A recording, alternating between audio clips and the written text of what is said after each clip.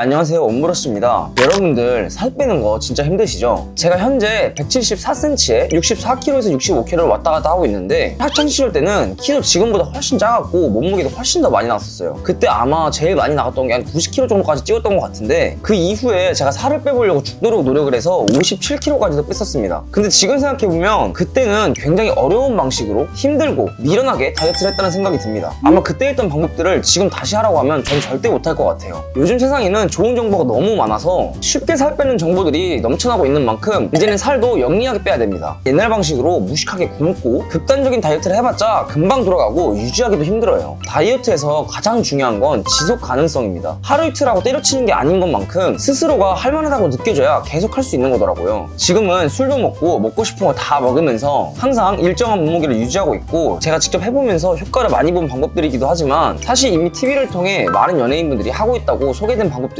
그만큼 효과는 검증됐다는 이야기겠죠. 오늘 제가 말씀드릴 이 방법대로 그대로만 하시면 무조건 빠지니까 따라해보시면 좋을 것 같습니다. 첫 번째는 간헐적 단식입니다. 간헐적 단식은 일정 기간 동안 음식 섭취를 제한하는 식습관 방식인데요. 여기서 중요한 건 식습관이라는 키워드인데 단기간만 하고 때려치는 일회성 다이어트가 아니라 꾸준히 계속 가져가야 되는 습관이라는 겁니다. 쉽게 말해서 공복 상태를 연장함으로써 인슐린 수치를 낮추고 지방 연소를 증가시키는 방법인데 해외에서도 엄청나게 입증이 많이 된 다이어트 방법 중에 하나예요. 간헐적 단식은 몇 가지로 구분할 수 있는데요. 시간으로 구분하는 방법도 있고 요일을 정해서 일주일에 며칠을 굶는 방식도 있는데 솔직히 어떻게 사람이 하루 종일 공복인 상태로 버틸 수 있겠습니까? 이 정도 의지가 있으신 분들은 이미 살을 빼시고도 남았을 거예요. 우리 같은 평범한 사람들은 실현 가능한 방법으로 다이어트를 해야 되는데 이때 보통 하는 게 16대8 간헐적 단식, 즉 하루에 24시간에서 16시간은 공복을 유지하고 8시간은 먹고 싶은 음식을 섭취하는 방식입니다. 이것보다 더 빡세게 하시는 분들은 20시간 동안 공복을 유지하고 4시간 동안 식사를 하는 20대4 간헐적 단식도 있는데 저는 16대8 간헐적 단식도 힘들어서 시도했다가 진작에 포기했습니다. 하루 이틀도 아니고 매일 공복을 16시간씩 유지한다는 거는 예를 들어서 저녁 7시에 먹으면 다음날 오전 11시까지 굶어야 된다는 거잖아요. 저는 의지가 박약한 인간이라 이걸 매일 지킬 자신이 없더라고요. 그래서 제가 하는 방법이 뭐냐, 시간을 정해놓는 것보다 유동적으로 운영해가면서 간헐적 단식을 하는 건데요. 우선 기본적인 틀은 12대12 12시간 동안 먹고 12시간 동안 공복 상태를 유지하는 이 간헐적 단식을 기본으로 가져갑니다. 저녁 7시에 밥을 먹었으면 다음날 아침 7시에 바로 식사가 가능한 거니까 부담이 없고, 만약에 밤 10시에 야식을 시켜 먹었다고 하더라도 다음날 아침 10시부터 식사가 가능하니까 현실적으로 큰 부담도 없고 계속 할 수 있겠더라고요. 근데 정말 이렇게 12시간 동안 먹고 싶은 거 다 먹고 12시간 동안 공복을 유지하면 살이 빠지냐? 물론 당연히 아닙니다. 그래서 저는 이렇게 입이 터진 날이나 스스로가 생각했을 때도 내가 먹은 게 조금 양심이 없는 것 같은데? 라는 생각이 들면 12시간보다는 조금 더 공복을 오래 가져가 줍니다. 평상시에는 12대12를 지키면서 과식을 했을 때는 이런 방식으로 가져가 주면 살이 찌는 거는 막아줄 수 있을 겁니다. 제일 좋은 건 애초에 음식을 먹을 때 조금 절제를 해주면서 먹는 게 가장 좋겠죠. 그러면 다이어트를 할 때는 평상시에 저는 어떤 음식을 먹냐? 이게 바로 두 번째로 이어지는데요. 바로 저탄수 고단백 식사하기입니다. 이 저탄수 다이어트 방법은 샤이니의 키가 사용하는 방법으로도 굉장히 유명한 다이어트 방법 중에 하나인데요. 아이돌인 만큼 다이어트를 항상 해야 되는 입장인데 본인이 했던 어떤 다이어트 방법보다도 탄수화물을 평상시에 적게 섭취해주는 게 효과 면에서도 자신이 해본 다이어트 방법 중에 최고였고 지속 가능한 다이어트 방법이라고 이야기를 했습니다. 다이어트를 진짜 안 해본 게 없어요. 덴마크,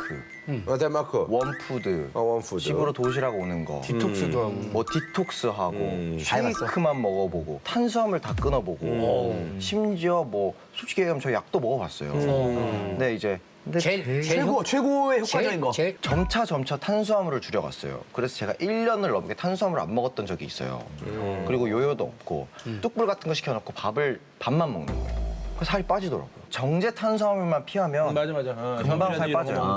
이렇게 해서 흰쌀밥 이런 거 안 먹으면 탄수화물은 우리 몸에 꼭 필요한 영양소 중 하나입니다. 그렇기 때문에 꼭 섭취를 해줘야 되는데 다만 원래 드시던 양보다는 조금 더 적게 드시라는 이야기입니다. 우리나라 사람들은 해외 사람들보다 평균 탄수화물 섭취량이 높다고 해요. 이 말은 즉 우리에게 탄수화물이 필요한 영양소인 건 맞지만 우리 몸이 필요로 하는 양보다 그 이상을 섭취하고 있다는 말이기도 하죠. 쌀밥을 평상시에 몇 끼니당 한 공기를 드셨으면 반 공기로 줄여서 드시고 야채나 단백질 위주의 음식을 드심으로써 공복감을 좀 덜어내주세요. 저 같은 경우에는 평소 닭가슴살 100g 기준 2덩이와 야채, 곤약밥을 이렇게 먹고 있는데 이 곤약밥 4개를 먹어야 쌀밥 한 공기 기준이기 때문에 평소에 집에서는 이렇게 3끼에서 4끼를 챙겨 먹고 약속이 있는 경우에 친구들과 만나서 음주를 하거나 맛있는 음식들을 먹어도 살이 절대 안 찌더라고요. 저탄수 방식을 하게 되면 처음에는 조금 힘드실 수도 있는데 이 구간에 잘 적응하는 꿀팁도 알려드릴게요. 참다가 저녁에 야식이나 배달 음식이 먹고 싶은 경우를 예로 들어볼게요. 이런 상황에 왔을 때 우선 냉장고에서 닭가슴살 2덩이와 밥 반 공기 혹은 곤약밥 또는 현미밥을 전자레인지 돌려서 먹고 그래도 먹고 싶으면 야식을 시켜 먹자 라는 생각으로 우선 음식들을 전자레인지 돌려주세요. 이때부터는 아까워서라도 먹게 됩니다. 이렇게 먹으면은 은근히 포만감이 있기 때문에 야식을 먹고 싶은 생각이 웬만해서는 사라지고, 만약에 이렇게 했는데도 야식이 먹고 싶다 그러면은 그냥 시켜 드세요. 어차피 어느 정도 배가 찼기 때문에 완전 공복인 상태에서 배달 음식이나 야식을 먹는 것보다는 훨씬 덜 먹게 될 겁니다. 그러면 이제 세 번째로 넘어갈 텐데요. 이거는 앞에서 다른 내용들이랑 살짝 다른 이야기인데 바로 얼굴살 때문에 스트레스를 받으시는 분들을 위한 방법입니다. 다른 데는 다 살이 빠지는데 얼굴살만 살이 안 빠져서 걱정이다 라는 댓글들을 본 적이 있는데, 저 같은 경우도 얼굴살이 제일 나중에 빠지고 찔 때는 또 얼굴이 금방 찌는 체질이라 저같이 이런 게 고민이신 분들은 어쩌면 얼굴이 안 빠지는 이유가 얼굴살 때문이 아닐 수도 있어요. 이게 무슨 말이냐면 얼굴도 몸이랑 똑같이 근육도 있기 때문에 얼굴에 있는 근육들이 안 빠져가지고 부해 보이는 걸 수도 있습니다. 저 같은 경우도 그랬고요. 그래서 이제 근육을 판단할 때 대표적으로 턱 쪽을 보는데, 턱에 근육이 있는지 없는지를 판단하는 방법은 어금니를 세게 물게 되면 양쪽 이쪽 부분에서